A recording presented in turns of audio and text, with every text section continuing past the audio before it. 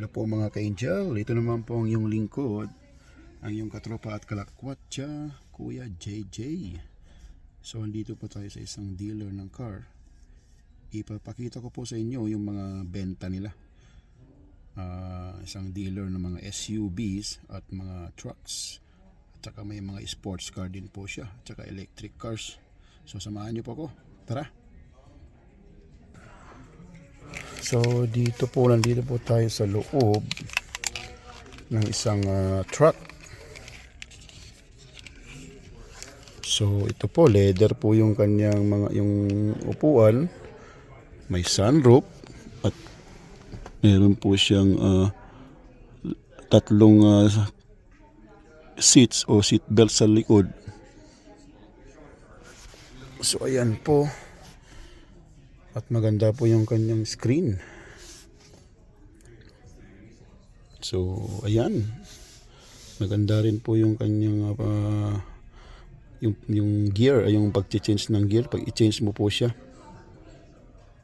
So, ayan po, marami din po siyang mga lalagayan. Ayan.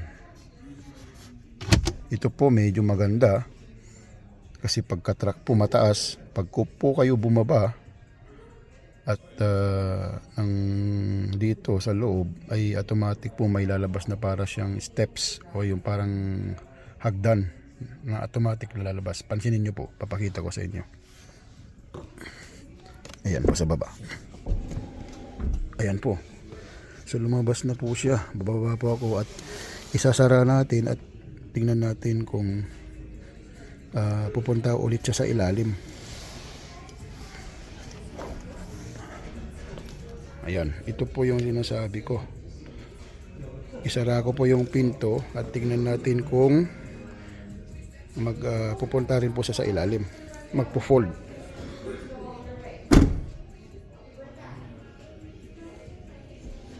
Oo, napakaganda po. Talaga siyang nagpo-fold po siya. At saka isa po, doon po yung likod niya po, nagpo-fold din po siya. Hindi na po nyo kailangan ng hagdan or mahirapan na umakyat pag may kukunin po kayo sa likod. So ito po yung switch. Subukan ko pong pindutin at makita natin kung magpo-fold nga po siya. So pindutin po natin yung isang switch nya. Tingnan po ito. Subukan po natin yung isa.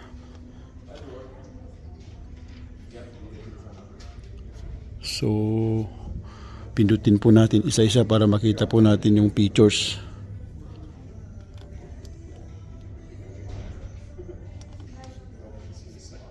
So, ito po yata is isang sa speaker po yata ito kasi may auxiliary, Bluetooth, USB. So, hanapin po natin yung switch niya kung saan po yung switch ng para mag-fold po siya magsara. So hanapin po natin yan. Baka po nasa side lang po niya.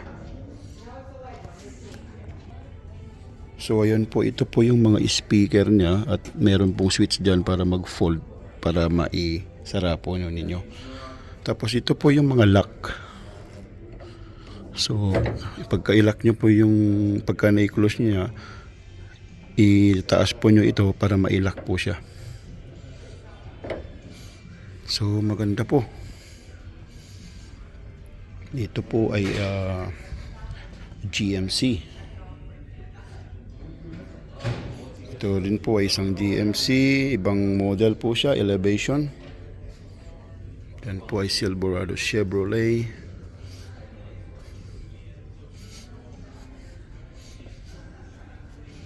Meron po camera po doon sa taas. So pagka nag-backing, makikita nyo po yung likod.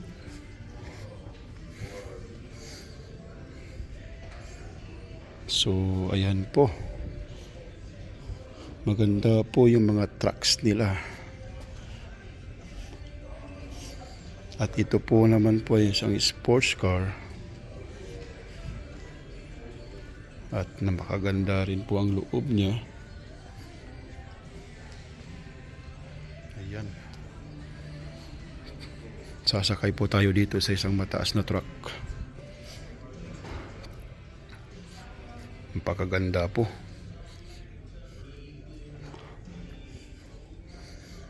Ayan po siya.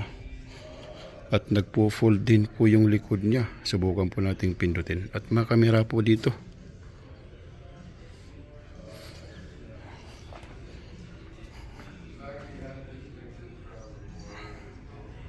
Ayan po. Meron din po siyang kamera doon. At meron din po dito. So maganda po.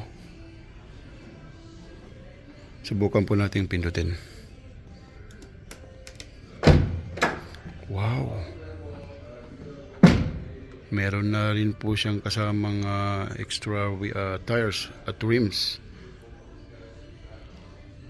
So isa po siyang all-terrain, yung extra tires na. So maganda po. Subukan po natin ibalik.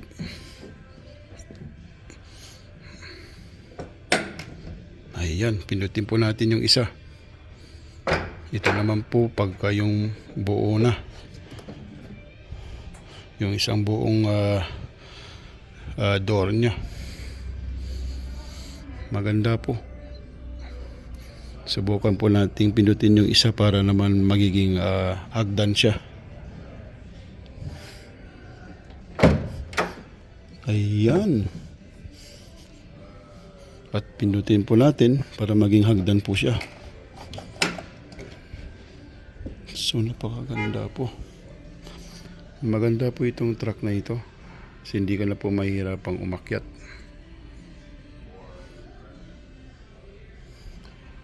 So maganda po ang may truck kasi snow dito sa Canada. Subok po nating ibalik. Mabigat po siya. So ayan. Subukan po nating pumunta sa loob. Meron din po siyang steps para kung may kukunin kayo sa side. Subukan po nating pumunta sa loob at tingnan nyo kung may lalabas na naman na steps. Ayan. Automatic po may lalabas na step. Pasok po tayo.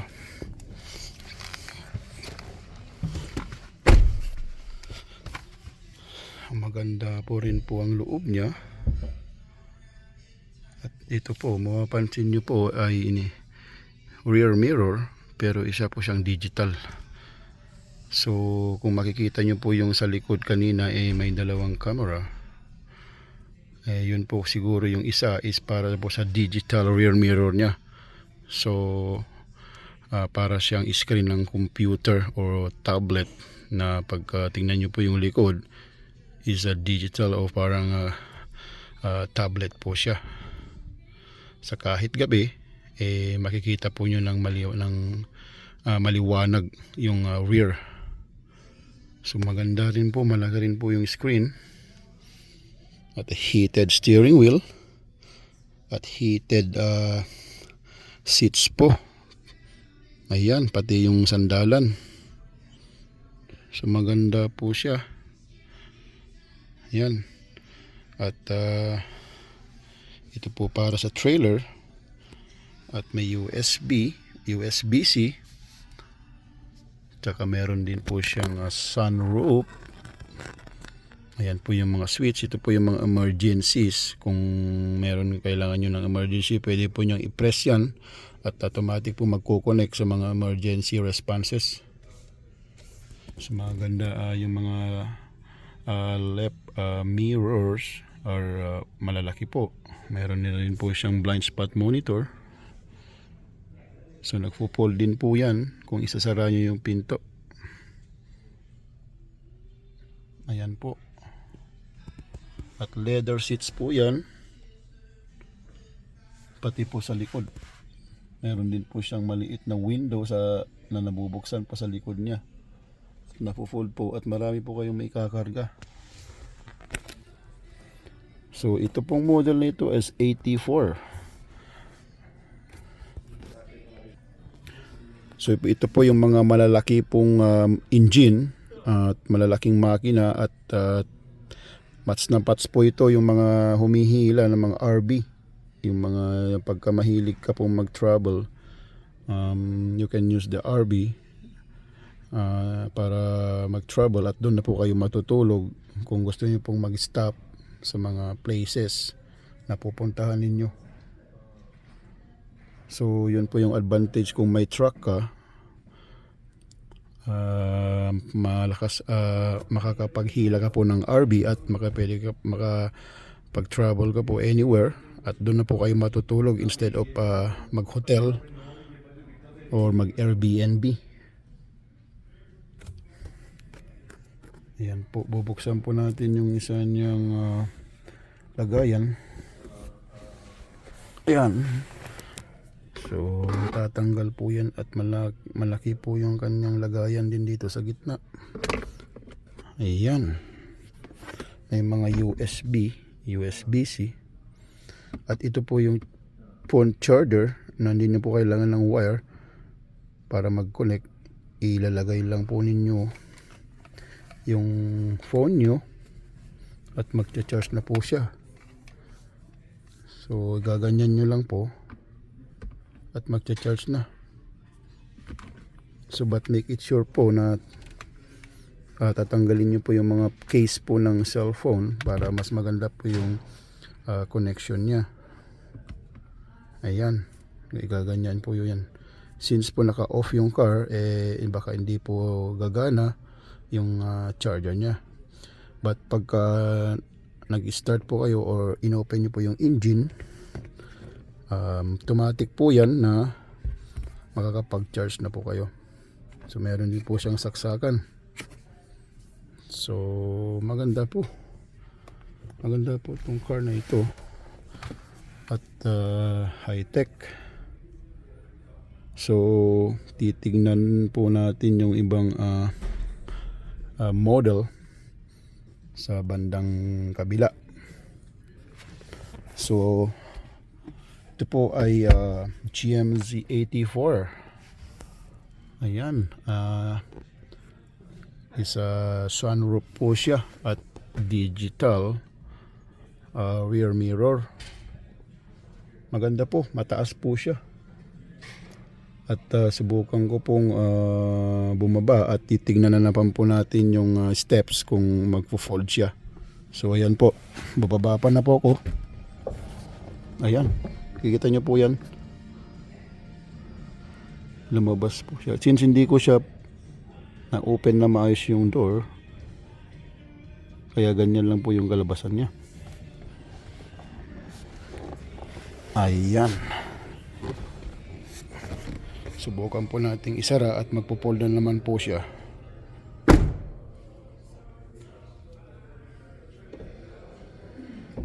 Ayan, kita nyo po. Napaka high-tech. Is 84 HD. So malaking makina po yan at tamang-tama po pagka naghahatak ka ng RV. Ganda po niyang kanyang mga gulong at saka yung rim or mags. So ito po yung kanyang fries.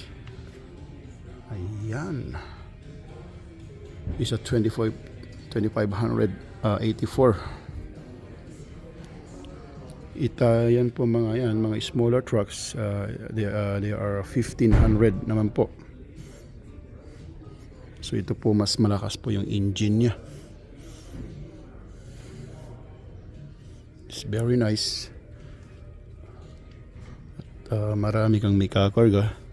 Folded steps and folded din po dito. So napakaganda po.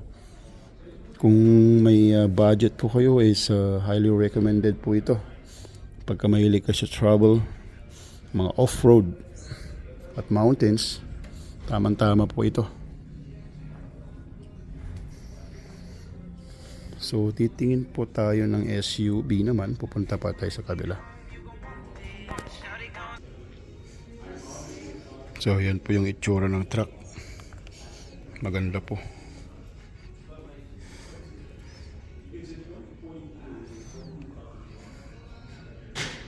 Ayan. So marami po silang mga displays. Dyan din sa labas po, lahat po yan mga binibenta. Ayan, yung mga nakapark na ganyan, binibenta po lahat yan. At saka po dito, pag member po kayo ng Costco, meron po kayong $750 na pwedeng ma-rebate or ma-discount. Ayan. Kung i-minus po nila yan sa amount ng car na bibilhin nyo. So malaking bagay din po yung $750. At least mabawasan man lang yung price ng car. So ayan po, mga for sale po lahat yan, mga brand new. At ito yung mga show cars nila, kung gusto nyo pong makita yung mga loob. So maganda po yung truck kasi mataas siya, tamang tama po sa snow. Yan po yung mga offices sa taas. So ayan, itry po natin tumingin ng SUV sa bandang dulo.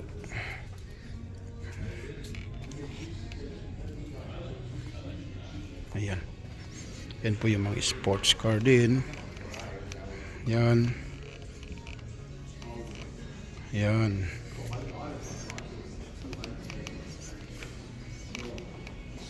Ayan. Ito po yung SUV.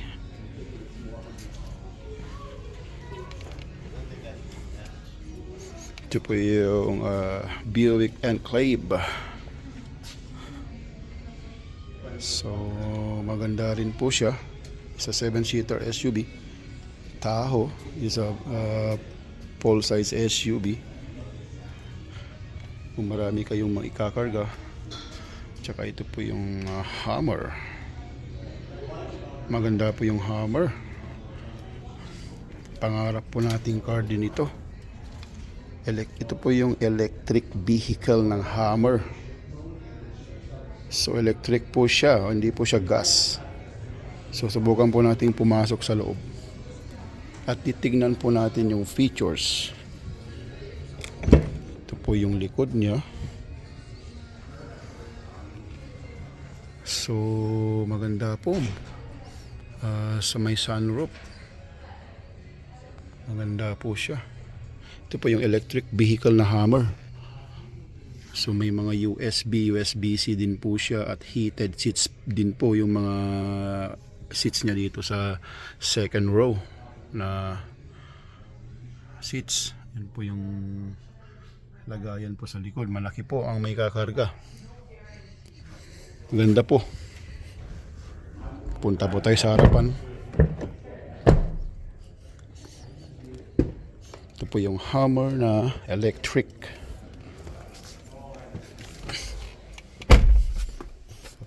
Ayan. So high-tech po siya. Maganda, malaki din po yung kanyang screen. Ayan po. At ito po din po yung so pagkikita po, ganyan po, may 75% left sa kanyang battery at nag-range approximately at 363 km din po yung distance na may tatakbo pa niya bago po siya malo battery. Empty po yung battery. So ayan po. Hummer EV. So may blind spot monitor. At saka meron din pong chargingan ng cellphone. Hindi nyo na po kailangan ng mga wires. Ilagay nyo lang po yung phone nyo dyan at automatic po yan na magcha-charge. So maganda po siya. At sigurado maganda rin po yung price niya. So ayan po. Meron din po siyang lagayan dito. Subukan po natin buksan. Malaki. Ayan. So ayan po ang Hummer na electric vehicle. So, bababa po tayo at ipakita natin ang itsura niya pag nasa labas ka. Talaga pong brosko, panlalaki po yung dating niya talaga. Talagang mapapalingon po yung mga pagka makita kayo pag nagdadrive kayo nito. So, baba po tayo at tingnan po natin ang itsura niya sa labas. Yan po, Hummer EV. Ayan po. Ayan. Talagang malaki siya. So meron din po siyang po dito. Oh, parang lights din po siya. Meron siyang dalawang lights sa harapan sa taas. At kita naman po ninyo yung itsura. Talagang napakaganda po. Is an electric vehicle po ng Hummer. Ganda po. Hindi po natin makita ang price. So meron po siyang malaking extra tire kung maplatan. Ayan po. Hummer. Electric Hummer. Subukan po nating i-open kung gagana. Ayan, dipindot po siya. Wow. Meron po siyang lagayan. Naku, marami siyang lagayan. Meron po din po sa ilalim yan. Ayan, may mga power po siya. Pwede kayong magsaksak yan kung yung traditional na outlet. Magpo-pull din po yung mga puan. Isubukan po natin pinitin yung left. Wow. Wow. Oo. Ganda po. Sibo, nagpo-pull po siyang power. Ito pindutin ko ulit.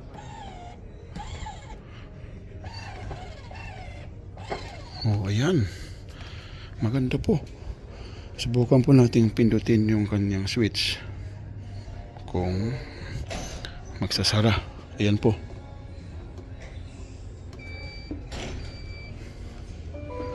Wow. Wow. Oh, maganda po talaga. Napaka high-tech. Sana po magkaroon tayo nito pag nanalo tayo ng loto. Nanalo tayo ng loto na naman. Salan po yung ibang mga models nila. Meron pa pong mga for sale doon sa kabilang north side siya. Sana po magkaroon po tayo nito pag nanalo po tayo ng loto. So ayan po yung Hummer electric vehicle. So yun po yung mga models nila at mga binebentang car dito. So pag may time po kayo, bumisita kayo at mag-inquire at siguradong mapapawaw na lang po kayo. So yun po muna ang video natin at itry natin tanongin kung tapos na po yung car natin. So hanggang sa muli po, maraming salamat sa panonood.